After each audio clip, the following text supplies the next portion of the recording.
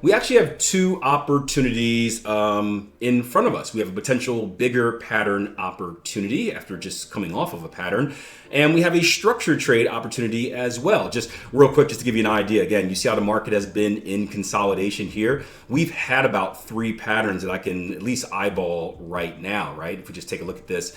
One was going to be a butterfly from back here. I'll draw this on for you. It's going to be an X to A to B, B to C, C to D right here. We rolled over really nicely. It looks like we have a bat pattern right here. This is my first time checking all this out.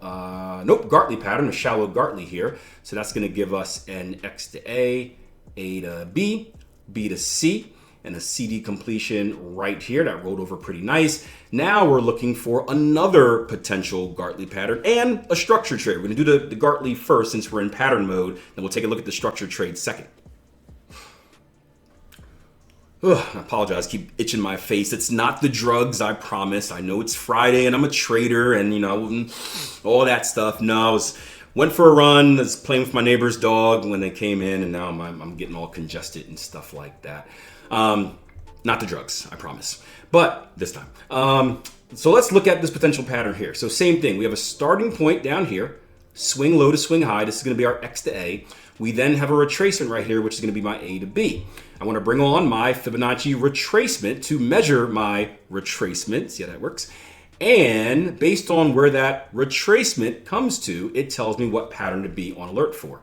This specific opportunity comes to the 618, so it means I'm on alert for a Gartley pattern. And for the decompletion of my Gartley pattern, I'm going to take my Fibonacci extension tool from the swing high of my A to the swing low of that B, and I'm going to project a move to the 127 as being my completion point. Now, there are different ways to do this as well. I'll draw a few of them on. I personally like the 127. It keeps things nice and simple and consistent for me, especially when it comes to risk reward, or consistent enough when it comes to risk reward. But there are other methods as well, and I used to trade many of these methods too. One would be a decompletion at the 786, so something like that. You can see it's a lot shallower, which is going to get you involved in the pattern more quicker, whatever I'm supposed to say here. But it also gives you a lot more risk. We can look at the risk reward a little bit later. Another one is going to be an AB equals CD pattern. So taking the length of that A to B move, copy and pasting it, dragging it onto your C leg, and you can see in this case it's going to give you an entry right at the 786. Now, real quick, let's just take a look at the risk reward here and compare the two. We're going to use a 113 stop loss. It's just an easy way to put a stop loss on here instead of doing any calculations. So let's say our stop loss for